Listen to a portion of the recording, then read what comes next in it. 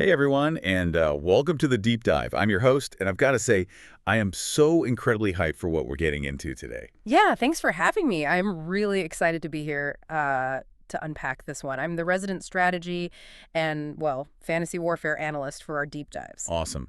So I want you, the listener, to just imagine something for a second. Imagine waking up, and your very first conscious sensation is it's the suffocating, crushing weight of a literal mountain of corpses. Oh, man. You're Yeah. pinned underneath dead men, dead horses. You're lying in the mud of a foreign battlefield. And your army, this massive force you were helping to lead, has just been absolutely decimated, like in a single afternoon. Wiped off the map. Exactly. And to make it worse, the magical abilities that you've used for centuries, powers that essentially made you a god, they're paralyzed, Yeah. just entirely burned out. Not to mention the personal loss. Right. The person you love most in the world, the guy who anchors your humanity, is presumed dead in the slaughter. So what do you do? I mean, most people just give up. But if you're the subject of today's deep dive, you don't mourn, you don't surrender. You dig your way out of the blood and the mud, and you decide to just conquer the world all over again from scratch. It is the ultimate survival manual. It really is. We are looking at excerpts from the Annals of the Black Company, specifically a text known as the Book of Lady. We're going to explore the raw anatomy of a comeback. And this isn't just a standard comeback. We are analyzing how a leader who has absolutely zero resources, I mean nothing, uses pure psychology, ruthless cultural manipulation, and sheer audacity to build a new power base. From the ashes of total defeat, it's crazy. It's a masterclass in asymmetrical power dynamics because usually when you look at historical comebacks, you see a leader returning to an established base or, falling back to sympathetic allies. But Lady doesn't have any of that. Zero. She's stranded in hostile territory after the disastrous Battle of Dejagore, or Stormguard, as it's sometimes called, and she's being hunted by these supernatural warlords called the Shadowmasters. Which is terrifying. Oh, absolutely. The physical reality of her situation is catastrophic, but what we really want to focus on today is the cognitive machinery she uses. How do you take a shattered, terrified group of fugitives and systematically forge them into a geopolitical weapon? Okay, so let's start right there in the immediate aftermath, like literally in the dirt. Lady wriggles out from under this pile of Taglian soldiers. Yeah.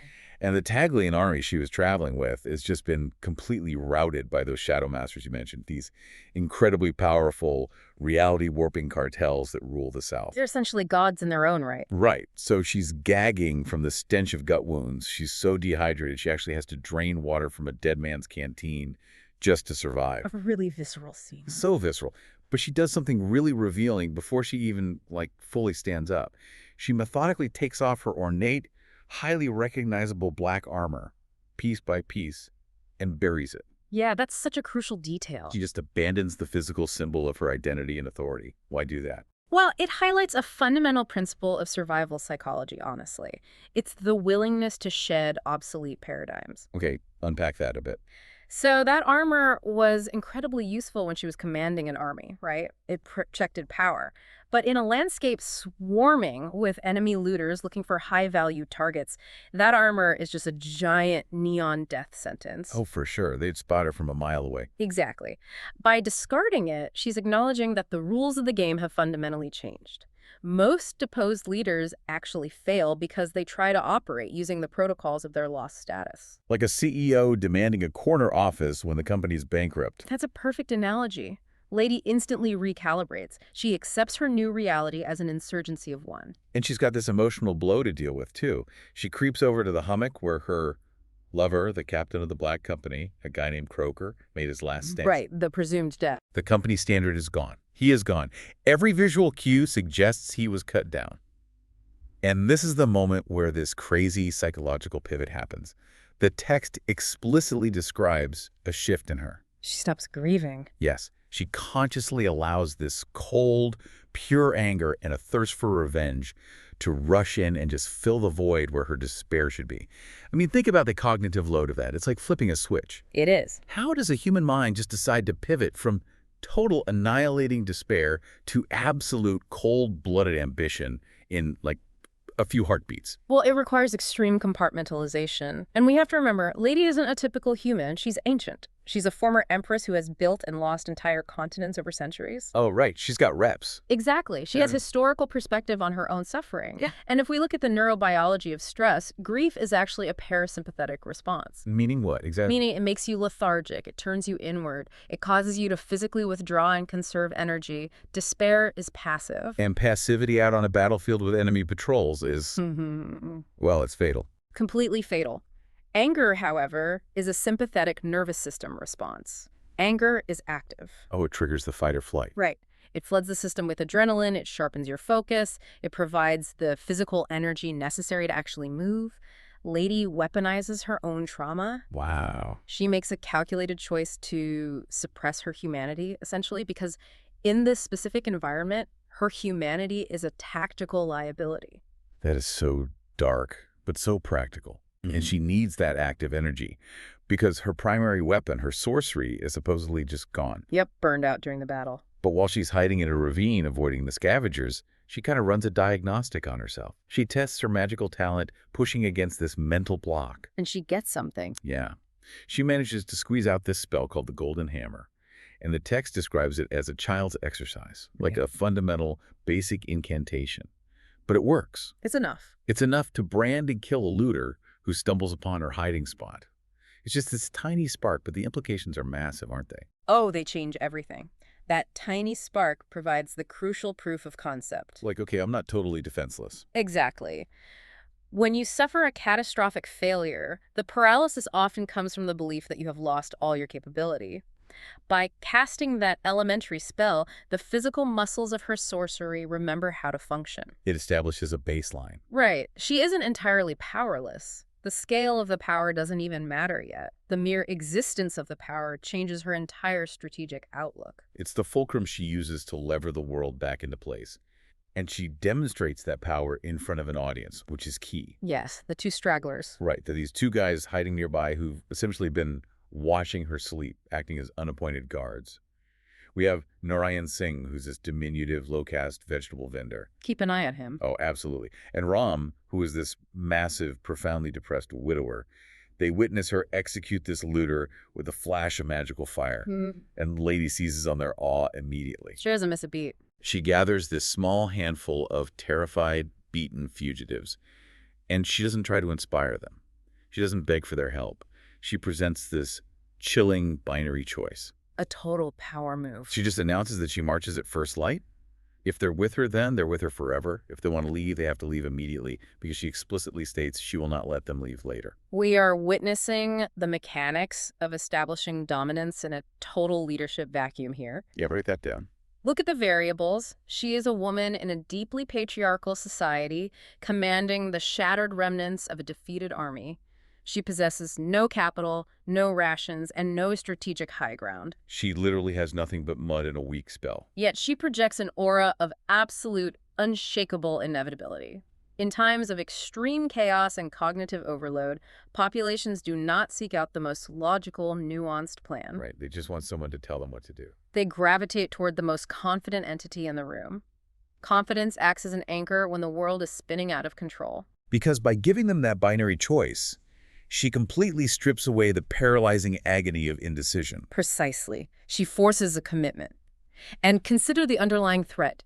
Telling them she won't let them leave later, that implies a vast, terrifying capability that she absolutely does not possess at that moment. The complete bluff. Pure bluff. But because they just saw her kill a man with magic, their imaginations fill in the gaps. They assume she has a grand strategy, a hidden reserve of power. So she establishes this psychological contract rooted entirely in their perception of her dominance. Not the reality of her resources, exactly. Okay, so she has her anchor. She's secured a handful of desperate men. But she knows that raw anger and a confident bluff are not going to actually win a war against the Shadowmasters. No, you need an army for that. Right. She needs to transform these broken fugitives into a disciplined military unit. Man.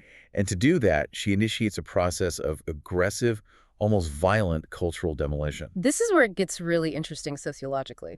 Yeah, so these men are Taglians. We really need to unpack the sociological landscape of Taglios because it is deeply, rigidly stratified by complex religious and caste systems. You have groups like the Gunny, the Shadar, and the Vedna. And these divisions aren't just like who you hang out with on the weekends. No, the divisions between these groups are cosmic laws. Their religious frameworks dictate strict rules regarding association, prayer, and most importantly, dietary purity. Right, the food laws. The food you eat, how it's prepared, and who you eat it with determines your spiritual standing. Under normal circumstances back in their home city, a Shadar would never break bread with a Gunny. Because it would be defilement. To do so would invite spiritual defilement and social excommunication. It's unthinkable. Knowing this, Lady forces a radical restructuring. As their numbers grow from stragglers, she deliberately constructs squads of 10, intentionally mixing the different faiths and castes. She doesn't just make them march together. No, she forces them to share a fire, to cook together, and to eat from the exact same pot. She is actively commanding them to break centuries-old, deeply entrenched cultural taboos. It's like a chef trying to create an emulsion. Yeah, that's a good way to look at it. You have oil and water, the Shadar and the Gunny, two substances that naturally repel one another. To force them to bind together into a new, cohesive substance, you have to apply extreme, violent kinetic energy. And Lady is applying that energy through pure psychological pressure. But I have to push back on her strategy here. Oh, go ahead. By aggressively tearing down their religious identities and forcing a Shadar to eat next to a Gunny, isn't she risking an immediate mutiny? This seems less like team building and more like a shortcut to getting a knife in her back while she sleeps. You make a great point. It would absolutely result in a mutiny if she attempted this inside the city walls of Taglios. Right, where the rules matter. But her strategy relies entirely on the mechanics of isolation and the breakdown of external enforcement. Out in the wilderness, surrounded by a hostile, patrolling enemy, these men are completely severed from the priests. The temples, the social structure. Exactly. The systems that normally enforce those cultural rules are gone. The abstract threat of spiritual defilement is suddenly competing against the very real, immediate threat of the Shadowmasters' armies finding them. And the priests aren't there to punish them for eating from the wrong pot, but Lady is there. That is the core mechanism. She substitutes herself for their entire societal superstructure. She replaces their abstract religious fear with a visceral, immediate fear and awe of her authority. Wow. The psychological term here is de-individuation. You see similar methodologies in intense military conditioning or even cult indoctrination. Like breaking them down to build them back up. Exactly. You isolate the subjects from their previous support networks. You subject them to extreme stress and exhaustion. You deliberately force them to violate their previous moral or cultural codes. Which has got to cause massive cognitive dissonance. It does. And then you provide a new, rigid framework that resolves that dissonance. Yeah. Lady is systematically dismantling their civilian and caste identities so she can rebuild them with a singular primary loyalty. To her and to the unit. Precisely. She's just melting them down to forge a new weapon. And to temper that weapon, she initiates what can really only be described as a blood rite. Yeah, the raid. She doesn't just drill them in combat, she leads them on a stealth raid against a camp of the Shadowmasters' soldiers. But her operational parameters are fascinating. This isn't a battle for territory. No, it's purely psychological. Her specific orders are to infiltrate, inflict maximum chaotic damage, steal weapons and horses, and retreat immediately. It's a highly choreographed hit and run. The tactical gain of the stolen weapons is honestly irrelevant compared to the sociological impact on her own men. How so? Well, consider the narrative they've been living up to this point. They are defeated, broken prey, running from invincible supernatural warlords. By executing a flawless, aggressive strike, Lady completely rewrites that narrative. She shows them the enemy can bleed. Exactly. She provides undeniable empirical evidence that her followers can strike back and survive. It injects a massive dose of agency into a population that felt entirely helpless. The shared act of extreme violence acts as the binding agent for that emulsion analogy we were talking about earlier. It absolutely does. But the violence binds them, sure. It's the aftermath of the raid where the true psychological severing happens. And it is genuinely chilling. It's horrific. Lady commands her men to decapitate the dead enemy soldiers. They gather the severed heads and mount them on long stakes facing south, creating this horrifying, visceral border marker in the wilderness. Yeah. Now, we know this terrifies the surviving enemy forces, right? They stumble upon it and believe they're being hunted by demons. But let's look at the internal mechanism here. What does forcing her men to perform that specific desecration do to their psyche. It crosses a behavioral Rubicon. Participating in that level of calculated brutality, taking the time to sever heads and build a monument of gore, it permanently alters their self-perception. You can't just go back to selling cabbages after that. Exactly. A man who builds a fence of human skulls can no longer mentally classify himself as a simple vegetable vendor or a humble carter. The act itself makes a return to civilian life psychologically impossible. So the raid and the desecration act as the crucible. It burns away the last remnants of their old Taglian identities and finalizes their transformation. They are no longer fugitives from different castes. They are, unequivocally, the lethal vanguard of the resurrected Black Company. Man, Lady's strategy up to this point is entirely deliberate. She views herself as the grand architect of this new force, playing these desperate men-like instruments. She's very confident in her own control. But this is where the geopolitical landscape reveals a massive blind spot in her worldview. Lady thinks she is the one manipulating the culture, but she's actually tapping into a theological undercurrent that is far darker and older than her own ambitions. And it all centers around her most unassuming lieutenant. Yes, the vegetable vendor, Narayan Singh. To understand the sheer scale of the danger Lady is unknowingly courting, we have to look north, to the political capital of Taglios. Right up in the city. Up in the city, the ruling elite, the Radisha and the court wizard, a man named Smoke, they are dealing with an existential panic. They reveal the historical reality of a terrifying outlaw death cult known as the Deceivers. Or the Stranglers. Yes. And Smoke, who is a powerful wizard in his own right, is practically paralyzed by terror because the lore suggests the Deceivers are active again. And they worship a goddess named Kina. We need to unpack Kina because she is not a metaphor. The theology surrounding Kina isn't your standard pantheon worship. Not at all. Smoke is terrified because the awakening of Kina brings about an event called the Year of the Skulls. She is described in the texts as the Devourer, the Destructor. A vampire goddess born from the collision of light and shadow. Yeah, an entity that became such a cosmic terror that she was eventually tricked into an enchanted sleep. The critical aspect of Kina's theology is the mechanism of her awakening. The cult believes that a fraction of her soul essence actively wanders the physical world, searching for a specific living catalyst. They're waiting for someone. Yes. They are waiting for a prophesied figure, the foretold, an avatar whose actions and inherent darkness will finally break the enchanted sleep and usher in this apocalyptic year of the skulls. So the Deceivers do not murder for political gain or wealth. No, they murder as a religious sacrament to feed their sleeping goddess. And down in the southern wilderness, completely isolated from this high-level political panic up north, Lady makes a chilling discovery. About her right-hand man. She learns that her quiet, highly efficient lieutenant, Narayan Singh, the man who helped her survive the first night, is actually a legendary Jamadar, a high-ranking captain of these stranglers. He's a master of the Black Rumal. The ritual strangling cloth used by the cult. When confronted, he casually admits to having 153 ritual murders to his name, and his massive silent companion, Sindhu. He's part of the inner circle as well.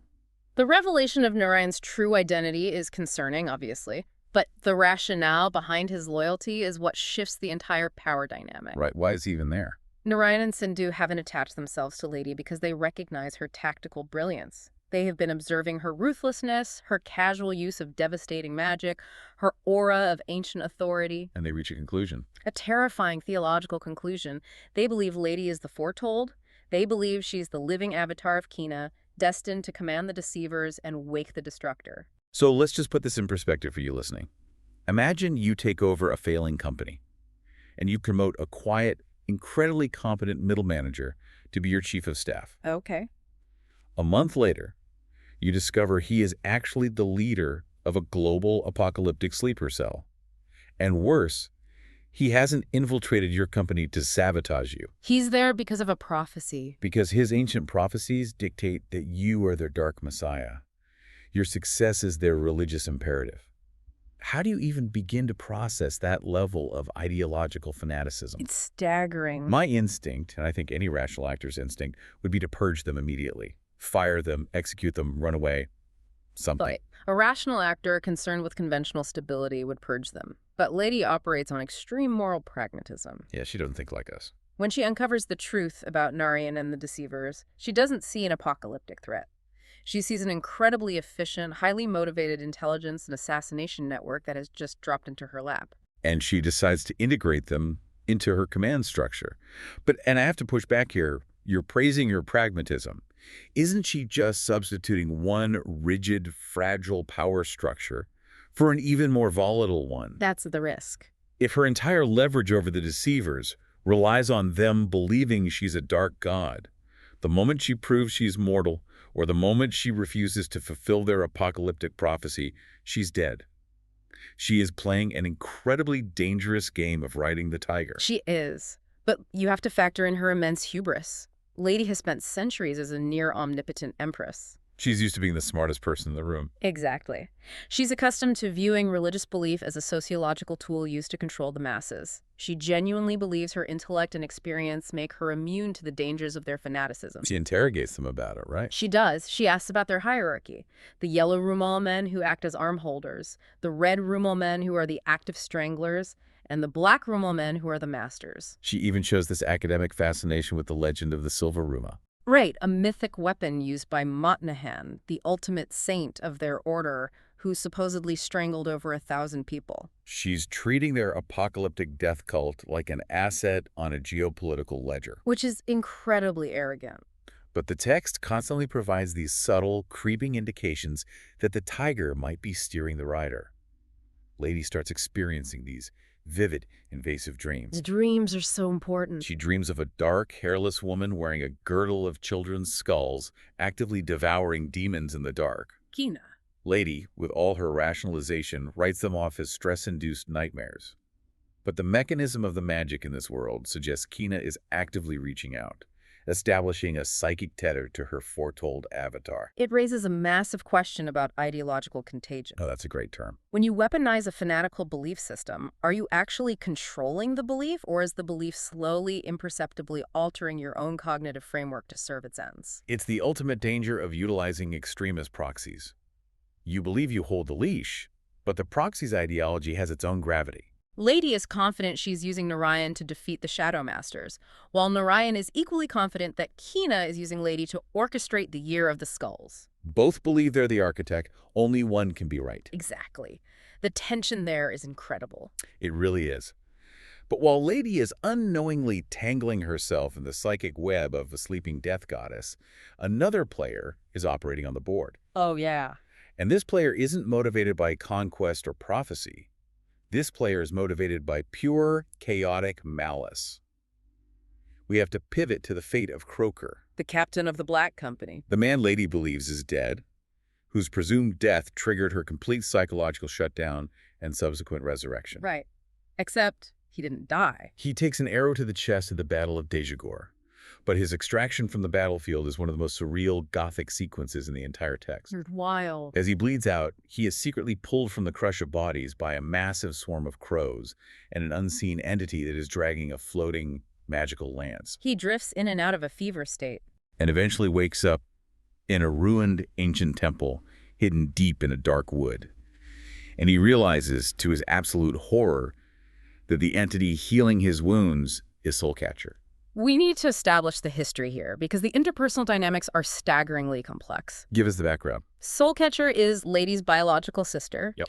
She is a profoundly powerful sorceress and a former bitter enemy who was presumed dead for 15 years.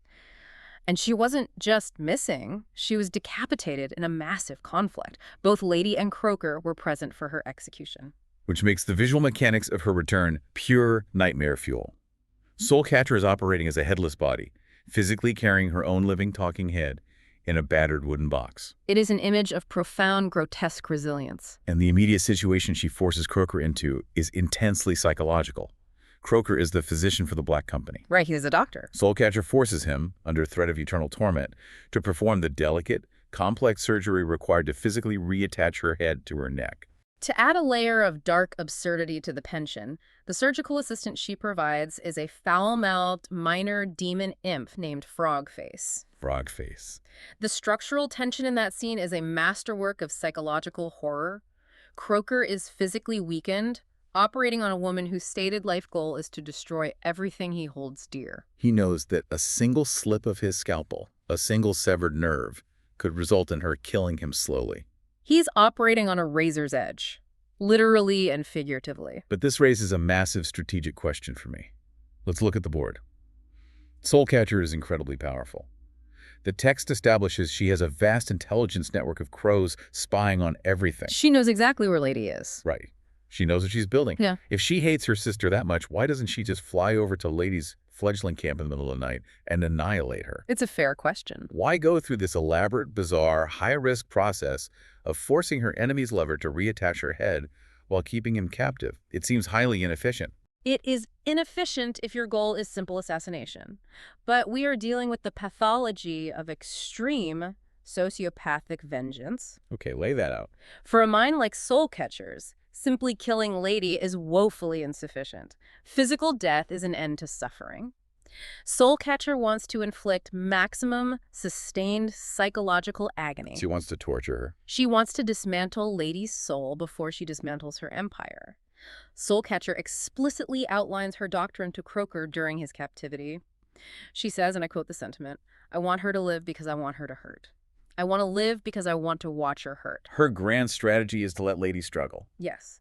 She wants Lady to build up her hope, forge her new army, regain her confidence, and reach the absolute pinnacle of triumph, only so Soulcatcher can reveal she has Croaker and then tear it all away. In game theory, this introduces what we can call the chaos factor. Exactly. In a standard geopolitical conflict, you can predict an opponent's moves because you assume they are a rational actor trying to maximize their gains. Territory, wealth, security. But Soulcatcher is an irrational actor. She explicitly refers to herself and Croaker as gadflies. She tells him their entire mission is to travel to Dejagore and cause confusion. She doesn't want to conquer Taglios or build a rival empire. No. Her motivation is perverse, playful malice. She operates completely outside the established incentive structures of the war, which makes her impossible to strategize against. She just wants to watch the grand, serious schemes of both Lady and the Shadowmasters unravel purely for her own amusement. She's an agent of chaos. And speaking of those grand schemes, Soulcatcher's localized chaos is fascinating, but it highlights a broader truth about this world. What's that? The only reason Soulcatcher and Lady can even operate in this geopolitical sandbox, the only reason Lady has time to build a death cult in the woods, is because the actual superpowers of the world are entirely paralyzed by their own success. The Shadowmasters. Yes, the entities who actually won the Battle of Dejagore. The text shifts perspective to Longshadow, one of the primary antagonists and a leading figure among the Shadowmasters. He rules from a massive fortress called Overlook. And the architecture of his environment tells you everything you need to know about the fragility of his psychology. He lives in a room constructed entirely of brilliant crystal and mirrors. The room is constantly ablaze with blinding light. Why? Because Longshadow is pathologically, paralyzingly terrified of shadows. He genuinely believes that on the plane of glittering stone surrounding his fortress, deadly shadow creatures are constantly waiting to consume him the moment he steps out of the light. It is the ultimate manifestation of the dictator's trap. He has achieved near absolute power, but he is trapped in a crystal cage of his own paranoia. And that paranoia bleeds directly into his foreign policy. The Shadowmasters are presented to the world as this monolithic, terrifying cartel, but internally they're fundamentally broken. The text reveals that two of their peers, Storm Shadow and Moon Shadow, were killed in the recent wars. Right.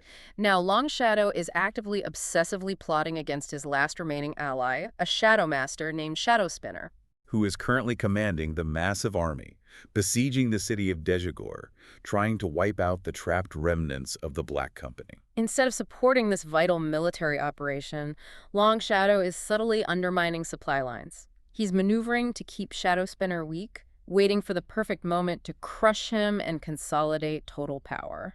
We are looking at a classic security dilemma from international relations. Perfectly stated.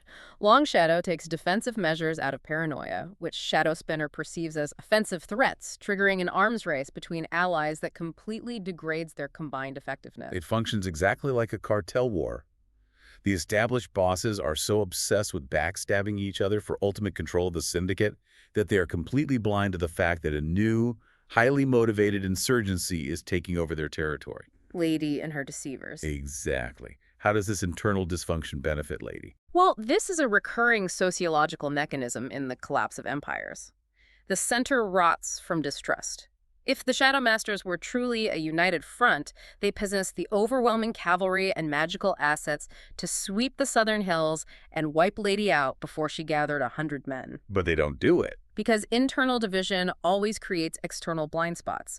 Long Shadow's obsession with Shadow Spinner's potential betrayal creates the exact geopolitical vacuum Lady requires to survive, recruit, and train her forces. And Long Shadow's diplomatic moves reflect this internal dysfunction too. He senses the political instability up in the northern capital of Taglios, so he sends these 8 identical, magically constructed brown men as emissaries to subvert Smoke, the Taglian wizard. Right. Trying to make a deal. Long Shadow offers a treaty. If Taglios helps him crush Lady, he will prevent the Year of the Skulls and offer a lasting peace. Meanwhile, a horrifying ancient sorcerer from the northern swamps, an entity known as the Howler, travels south to secretly ally with Shadow Spinner against Long Shadow. The entire superpower structure is just a tangled mess of preemptive betrayals. It really is. And to illustrate Long Shadow's complete loss of functional control, there's a viscerally brilliant scene in his crystal room. Walk us through it. He uses a magical sphere of light to manipulate actual shadows, projecting his consciousness to spy on the world, literally weaponizing the thing he fears most. Which is incredibly dangerous for him mentally. Very. But as he does this, Soulcatcher's crows surround his tower, taunting him, pecking at the glass. He loses his temper, his focus shatters, and he pulls his hands from the sphere too quickly. And what happens? A fragment of shadow escapes the sphere and slips into the lower levels of his fortress.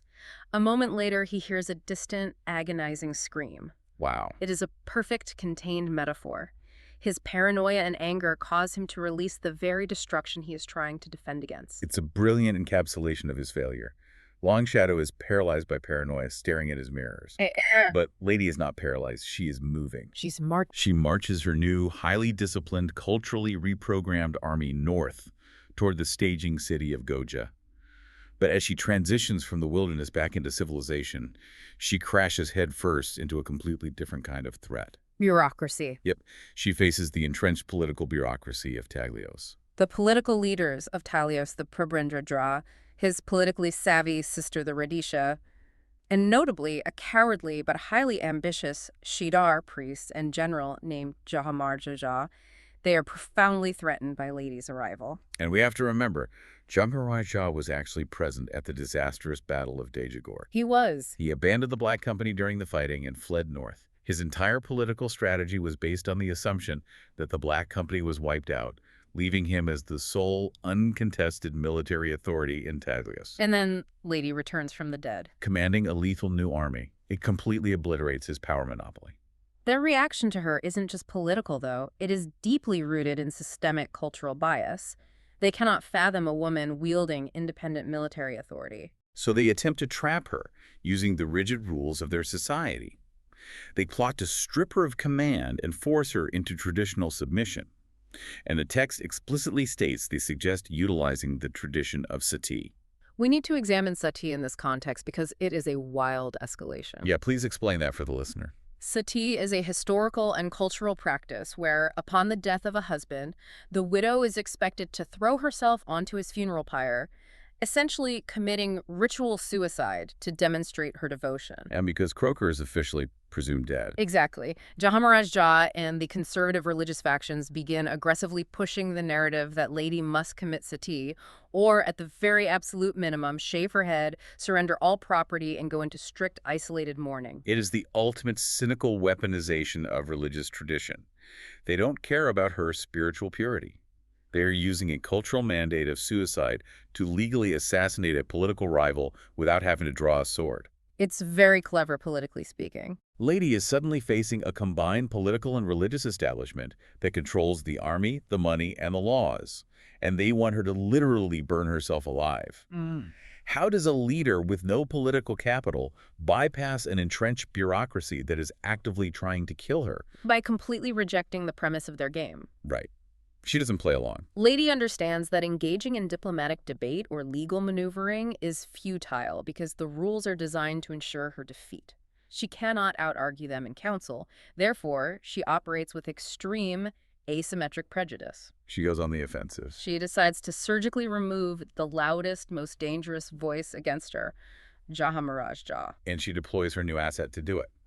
Lady takes Narayan Singh and the massive Sindhu, and they infiltrate Jamaraj Jah's heavily guarded military camp in the dead of night. Just the three of them. She uses that same weak blinding spell she tested in the ravine, the one she wasn't even sure she still possessed, to cognitively hack the perception of Jah's elite personal guards. It's a clamor. Yeah, they walk right past the sentries and enter his tent. Jah wakes up. He's a general. He tries to fight. But Lady personally uses her own rumel to loop around his neck, actively participating in the strangulation while Narayan and Sindhu pin his arms. The physical execution of the assassination is brutal, but the strategic genius lies in the methodology of the disposal. Oh, this part is insane. They do not kill him and leave the body in the bed as a bloody warning.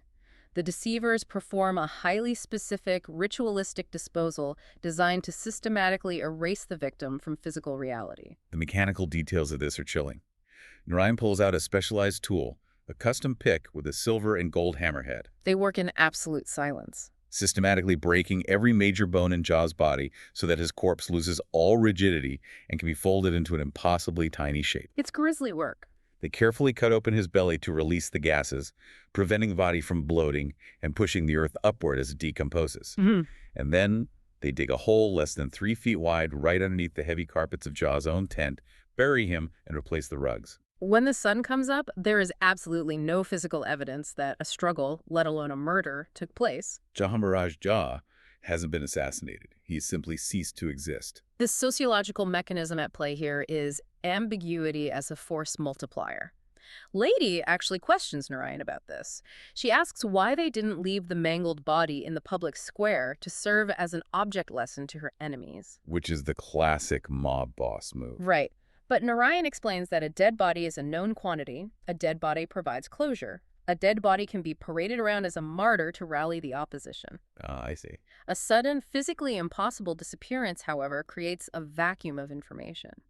Human imagination abhors a vacuum. The Taglian elite know Jah opposed Lady, and they know he vanished from the center of an impregnable camp. Because they don't know how she did it, their minds fill in the blanks with their darkest, most exaggerated fears. The ambiguity makes her appear infinitely more dangerous, supernatural, and omnipotent than a simple corpse ever could. It is damnatio memoria, the erasure of memory weaponized in real time. Later, when another priest gets desperate and sends conventional assassins after Lady during a formal dinner party with the prince, she drops the subtlety completely. She doesn't have to hide anymore. No. She casually incinerates the assassins with fireballs in the middle of the dining room, throws their charred bodies in her coach, and rides away. She leaves the political elite in a state of absolute, paralyzing terror. It's a statement. But let's look at the morality of this for a second. Lady is nominally the protagonist of the story. She is fighting the apocalyptic Shadowmasters. She is trying to rescue the trapped soldiers of the Black Company. But her methods, burying generals under floorboards, burning people alive at diplomatic dinners. She is executing the playbook of a ruthless mob boss. Exactly. So how do we justify this? We must separate narrative protagonists from conventional morality. Lady exemplifies pure, unfiltered Machiavellian pragmatism. She recognizes that the Taglian leaders are parasites. They just want to use her. They want the tactical benefit of her military expertise against the Shadowmasters, but they want to maintain absolute control over her. She cannot afford the friction of their bureaucracy. Because she has a war to fight. Right.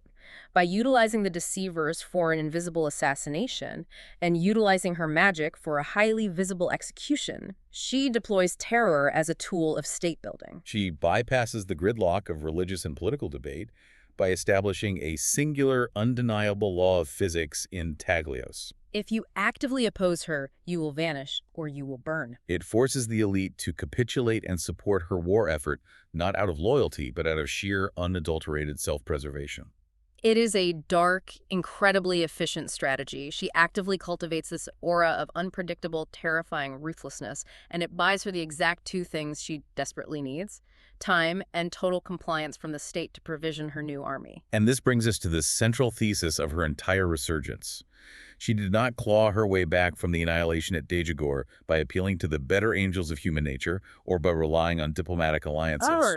She rebuilt her empire by meticulously identifying the most primal levers of power: isolation, trauma bonding, fear, and religious fanaticism, and she pulled them without a single moment of hesitation. Which perfectly frames the conclusion of this deep dive. We have tracked a staggering case study in the raw, amoral mechanics of power. We watched Lady transform from a defeated survivor, buried under a mountain of her own dead soldiers, into an apex predator. We explored how she leveraged physiological stress to break her followers' civilian identities, how she forced cultural demolition to rebuild their loyalty, and how she weaponized an apocalyptic death cult to completely bypass the political establishment of a foreign nation. We've seen how the strategic application of ambiguity and terror can completely invert the power dynamics of a continent. But as we close out today, there is a fundamental, unresolved variable that shadows all of her tactical brilliance. There really is. Lady operates under the absolute certainty that she is the grand architect. She believes she is merely exploiting Narayan Singh, utilizing the stranglers and the mythology of Kina as convenient, disposable tools to forge her empire and combat the Shadowmasters. But the text refuses to let us share her confidence. The goddess Kina is consistently invading Lady's subconscious. The Destructor is showing her dark, sprawling visions of absolute power, intimately referring to Lady as daughter. It leaves us with a profound question regarding the nature of radical ideologies. If you pick up an apocalyptic death cult and decide to swing it like a sword to build your kingdom, who is really holding the hilt? Does the master tactician ultimately control the fanaticism, or does the weight of the fanaticism inevitably consume the tactician? It is a terrifying thought experiment. When you are absolutely convinced you are the one holding the leash, you might just be the one wearing the collar. That is such a chilling point to end on. Think about the invisible power structures, the ideologies, and the organizational cultures you interact with every day. Are you using them, or are they quietly reprogramming you? That is all for today's deep dive into the annals of the Black Company. Keep questioning the dynamics of power around you, and we will catch you on the next one.